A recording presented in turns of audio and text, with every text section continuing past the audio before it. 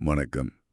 இன்னைக்கு நாம பார்க்க போற ஒரு கதை ஒரு சாம்ராஜ்யத்தை கைப்பற்றின ஒரு மனிதனோட கதை. ம், ஆனா இது வெறும் வெற்றி கதை இல்ல. ஒரு சிம்மாசனத்தை பிடிச்சதுக்கு அப்புறம் அதை தக்க வைக்க ஒருத்தன் என்னவெல்லாம் செய்ய வேண்டியிருக்குங்கிற கதை. ஆமா. இந்த கதையை நமக்கு சொல்லிக்கிட்டு இருந்த ஆனந்த் இங்கலாகிக்கு உடல்நிலை சரியில்லாம போக அவரோட மகன் விஜயேந்திரா அந்த பொறுப்பை ஏத்துக்கிறார். ஆமா, அங்கிருந்து தான் நாமளும் தொடங்குறோம். அவர் சொல்ல ஆரம்பிக்கிற இடமே ரொம்ப முக்கியமானது. ராக்கி கோலார் தங்க வயலோட, அதாவது கேஜிஎஃபோட அசைக்க முடியாத அரசனாகிட்டான். ஆனா நீங்க சொன்ன மாதிரி ஒரு சாம்ராஜ்யத்தை உருவாக்குறத விட அதை நடத்துறது தான் பெரிய சவால். நிச்சயமா. ராக்கியோட சவால் வந்து 2 திசைகள்ல இருந்து வருது. ஒன்னு கடந்த காலத்துல இருந்து வர்ற ஒரு பிசாசு அதீரா. சரி. இன்னொன்னு தேசத்தோட எதிர்காலத்தையே தீர்மானிக்க போற ஒரு சக்தி ரமிகாசின். இந்த 2க்கும் நடுவுல ராக்கியோட சாம்ராஜ்யம் எப்படி நசுங்க போகுதுங்கிறது தான் இந்த கதையோட மையம். அப்போ ஒரு புது ராஜாவோட முதல் நடவடிக்கைகள் எப்படி இருந்துச்சு? அரியணை ஏறினதும் கொண்டாட்டம் தானே? கொண்டாட்டமா? இல்லவே இல்ல. ரொம்ப கணக்கா. அவனோட அதிகாரத்துக்கு இருந்த ஒரே ஒரு தடைய முதல்ல உடைக்கிறான். அதாவது மறைஞ்ச சூரியவர்தனோட இன்னொரு மகனான விராட்ட கொல்றான். இது வெறும் ஒரு கொலையா இல்ல இதுக்கு பின்னாடி பெரிய அர்த்தம் இருக்கான்னு கேட்டீங்கன்னா, சொல்லுங்க. இது வெறும் கொலை இல்ல. இது ஒரு சகாப்தத்தோட முடிவு. விராட் வாரிசுரிமைப்படி அந்த இடத்துக்கு வரக்கூடிய கடைசி ஆள். ஓஹோ, அப்போ வாரிசுரிமையே முடிக்கிறான். ஆமா. அவனை கொல்றது மூலமா இனிமே கேஜிஎஃப்ல வாரிசுரிண்டைக்கோ பரம்பரைக்கோ இடமில்ல. யார்கிட்ட சக்தி இருக்கோ அவன்தான் ராஜாங்கிற ஒரு புதிய சட்டத்தை ரத்தத்தால எழுதுறான். இதுதான் அவனோட முதல் ஸ்டேட்மெண்ட். ஆனா அதே சமயம் அவனுக்கு தெரியும் பயம் மட்டுமே ஒரு சாம்ராஜ்யத்தை கட்டி எழுப்பாதுன்னு. ஆமா, அதனாலதான் அவனோட பழைய எதிரிகளான ஆண்ட்ரூஸ், குருபாண்டியன் போன்றவங்கள கொல்லாம ரீனாவை ஒரு பணைய கைதியா வச்சு அவங்கள கட்டுப்படுத்துறான். இது அவனோட குணத்துல ஒரு பெரிய மாற்றத்தை காட்டுது இல்லையா? ஆமா, வெறும் அடியாளிலிருந்து ஒரு ராஜதந்திரியா மாறுறான். நிச்சயமா. ஒரு செஸ் விளையாட்டு மாதிரி அவனோட எதிரிகளோட முக்கியமான காய்களை அவன் வெட்டாம அவங்களுக்கு எதிராகவே பயன்படுத்துறான். ஆனா அவனோட பழைய குணம் இன்னும் போகலையே. போகல. தன்னை எதிர்த்து பேசின கமால்ங்கிறவன அவன் மிரட்டுன அதே இடத்துல சுட்டுக் கொள்றான்.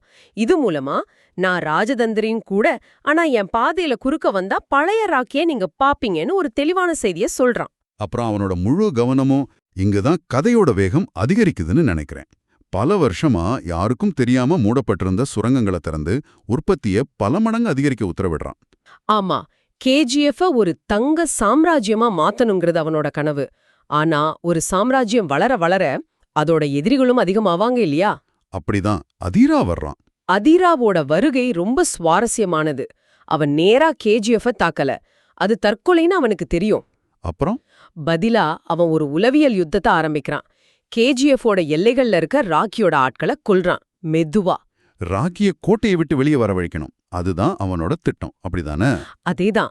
அதுக்காக அவன் பயன்படுத்துற கருவி ரீனா. இது ரொம்ப தந்திரமான ஒரு பொறி.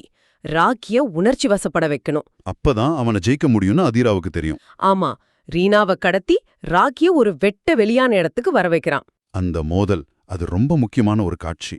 ரொம்ப முக்கியம். ஏன்னா அந்த இடத்துல அதீரா ராக்கிய சுலபமா கொன்னிருக்கலாம். ஆனா அவன் பொல்லல. சுட்டு காயப்படுத்தி உயிரோட விடுறான். ஏன்? இதுக்கு என்ன அர்த்தம்னா, நான் உன்னை கொல்ல விரும்பல, உன்னை சிதைக்க விரும்புறேன்னு சொல்றான். இது உடல் ரீதியான தாக்குதலை விட மன ரீதியான பெரிய அவமானம். அதோட நிறுத்திக்கலையா அவன்? நிறுத்திக்கல. கேஜிஎஃப்லேருந்து தங்கம் வெளியே போற எல்லா வழிகளையும் அடைச்சிடுறான். அப்போ ராக்கியோட சாம்ராஜ்யம் முழுசா முடங்கிடுது. வெளியே தங்கம் போகலனா உள்ளே இருக்கிற லட்சக்கணக்கான மக்களுக்கு சாப்பாடு கொடுக்க முடியாது. அவன் காயம் அடைஞ்சிருக்கான், அவனோட பொருளாதாரம் முடங்கிடுச்சு, அவனோட எதிரி அவனை பார்த்து சிரிக்கிறான். ராக்கியோட கதை முடிஞ்சதுன்னு எல்லாரும் நினைக்கிறாங்க. இதுதான் கதையோட மிக முக்கியமான திருப்புமுனை. ஒரு நாயகன் உண்மையிலே எவ்ளோ பெரியவன தெரியறது அவன் ஜெயிக்கும் போது இல்ல, அவன் தோத்து கீழே விழுந்து எப்படி எழுந்து வரான்ங்கிறதுல தான் இருக்கு. சரியா சொன்னீங்க. ஆமா, காயம்பட்ட சிங்கம் இந்த முறை இன்னும் பயங்கரமா கர்ஜிக்க தயாரா இருந்துச்சு. ராக்கி திரும்ப வர்றான். ஆனா இந்த முறை அவனோட ஆயுதம் கத்தியோ சுத்தியலோ இல்ல, அவனோட மூளை. அவன் நேரா துபாய்க்கு போறான். சர்வதேச தாதா இனாயத் கலில சந்திக்கிறான். ஆனா அங்கே அவன் உதவி கேட்கல, மிரட்டுறான். அது ஒரு மாஸ்டர் ஸ்ட்ரோக். ஆமா, எனக்கு நீ உதவலனா இந்தியால இருக்கவனோட ஒட்டுமொத்த நெட்வொர்க்கையும் ஒரே ராத்திரியில அழிச்சிடுவேன்னு சொல்றான். இனாயத் கலீலுக்கு வேற வழி இல்ல. சம்மதிக்கிறான். ராக்கி அவன்கிட்ட இருந்து தங்கம் வாங்கல. அதுக்கு பதிலா அதிநவீன ஆயுதங்களை வாங்குறான். கலாஷ்னிகோவ் துப்பாக்கிகள். இதுதான் ராக்கியோட பரிணாம வளர்ச்சி. பழைய காலத்து சண்டையிலிருந்து நவீன காலத்து யுத்தத்துக்கு அவன் தன்னை தயார்படுத்திக்கிறான். ஆமா, அந்த புது ஆயுதங்களோட திரும்பி வந்து அதீராவோட முற்றுகையை அவன் உடைக்கிற காட்சி ஒருத்தனோட புத்திசாலித்தனம் எப்படி உடல் வலிமையை விட சக்தி வாய்ந்ததுன்னு காட்டுது. அதீராவை கடுமையா காயப்படுத்தி தன் வழியை மீண்டும் திறக்கிறான். இப்போ ராக்கி வெறும் கேஜிஎஃபோட ராஜா இல்ல, மும்பைல இருந்த ஷெட்டியையும் கொன்னு மேற்கு கடற்கரையும் தன் கட்டுப்பாட்டுக்கு கொண்டு வர்றான். அவனோட அதிகாரம் தென்னிந்தியா முழுக்க பரவுது. ஆனா இந்த மாதிரி ஒரு பெரிய சக்தி உருவாகும்போது அது தேசத்தோட கவனத்தை ஈர்க்காம இருக்குமா? இருக்காது. இங்கதான் கதைக்களம் டெல்லிக்கு மாறுது. ஆமா, இதுவரைக்கும் ராக்கியோட எதிரிகள் எல்லாரும் குற்றவாளிகள் தான். ஆனா இப்ப முதல் முறையா சட்டத்தின் பக்கம் இருந்து அவனுக்கு ஒரு எதிரி உருவாகுறாங்க. நேர்மையும் தைரியமும் கொண்ட ரமிகா சென். அவங்க அதிகாரத்துக்கு வரதை தடுக்க ராக்கி தேசிய அரசியல்ல தலையிடுறான், தனக்கு சாதகமான அரசாங்கத்தை காப்பாத்த. நம்பிக்கையில்லா தீர்மானத்தை மிரட்டி தோற்கடிக்கிறான். இது ராக்கி செஞ்ச மிகப்பெரிய தப்புன்னு சொல்லலாமா? நிச்சயமா. அதுவரைக்கும் அவன் அரசாங்கத்தோட ரேடார்ல ஒரு பெரிய புள்ளியா இருந்தான். ஆனா இந்த சம்பவத்துக்கு பிறகு அவ அரசாங்கத்துக்கே ஒரு அச்சுறுத்தல பார்க்கப்படுறான். அப்புறம் 1981ல ரமிகா சென் மிகப்பெரிய மெஜாரிட்டியோட ஜெயிச்சு இந்தியாவோட பிரதமர் ஆகுறாங்க. ஆமா, இப்போ ஆட்டம் மொத்தமா மாறுது. இது 2 தனிநபர்களுக்கு இடையான சண்டை இல்ல, 2 சித்தாந்தங்களுக்கு இடையான மோதல். ஒரு பக்கம் சட்டத்துக்கு புறம்பா தங்கத்தால உருவான ராக்கியோட சாம்ராஜ்யம், இன்னொரு பக்கம் ஜனநாயகத்தின் மூலமா உருவான இந்திய அரசாங்கம். ரமிகா சென் பதவியேற்றதும் முதல் வேளையா கேஜிஎஃப் ஒரு குற்றக்கும்பல்னு அறிவிக்கிறாங்க.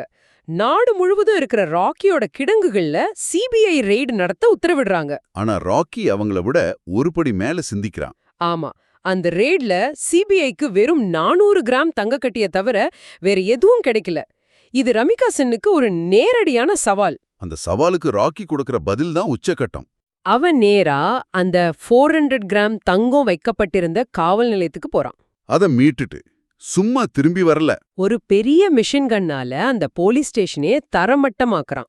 இந்த ஒரு செயல் மூலமா இது ஏன் இடம், இங்க உங்க சட்டம் செல்லாதுன்னு இந்திய அரசாங்கத்துக்கே நேரடியா போர் பிரகடனம் செய்றான் இல்லையா?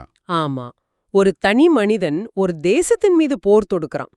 இந்த இடத்துல இருந்து பின்வாங்கவே முடியாத ஒரு பாதைக்குள்ள ராக்கி போயிட்டான். இந்த பெரிய போர்களுக்கு நடுவுல தான் அவனோட தனிப்பட்ட வாழ்க்கையிலயும் சில முக்கியமான விஷயங்கள் நடக்குது. ஆமா, ராக்கிக்கும் ரீனாவுக்கும் இடையேயான உறவு. ஆரம்பத்துல பணைய கைதியா இருந்த ரீனா போக போக ராக்கியோட உண்மையான குணத்தை புரிஞ்சிக்க ஆரம்பிக்கிறா. அவங்க 2 பேருக்கும் இடையில காதல் மலருது. அவங்க திருமணம் செஞ்சுக்கிறாங்க. இவ்ளோ கொடூரமான ஒருத்தனுக்குள்ளேயும் ஒரு மென்மையான பக்கம் இருக்குன்னு இந்த காட்சிகள் நமக்கு காட்டுது. நிச்சயமா. அதுலயும் தன் தாயோட கல்லறைக்கு பக்கத்துல பிரிஞ்சு போன தன் அப்பாவை சந்திப்பான். ஆனா அவர் யாருன்னு தெரியாமலேயே தன் தாயோட கல்லறைய பாத்துக்க அவருக்கு பணம் கொடுப்பான். அந்த ஒரு சின்ன காட்சி அவன் மனசுக்குள்ள எவ்வளோ பெரிய பாரத்தை சுமந்துகிட்டு இருக்காங்கிறத நமக்கு உணர்த்தும். ரீனா தான் அவனோட அந்த மென்மையான பக்கத்தை வெளியே கொண்டு வர்றா. அவனது சாம்ராஜ்யத்தோட ராணியா மட்டும் இல்லாம அவனோட வாழ்க்கையோட அர்த்தமாவும் மாறுறா. ஆனா இந்த மாதிரியான கதைகள்ல மகிழ்ச்சி ரொம்ப நேரம் நீடிக்காது இல்லையா? ராக்கியோட சாம்ராஜ்யம் உச்சத்துல இருக்கு. அவனோட காதல் வாழ்க்கை முழுமையடைஞ்சிருக்கு. எல்லாம் சரியா போற மாதிரி தோன்ற அந்த நேரத்துல தான் கதையோட மிகப்பெரிய துயரம் நடக்குது. ஆமா, ரீனா கர்ப்பமா இருக்கிற விஷயத்த ராக்கிட்ட சொல்றான் அந்த சந்தோஷமான நொடியில. அதீரா மீண்டும் உள்ளே நுழையறான்.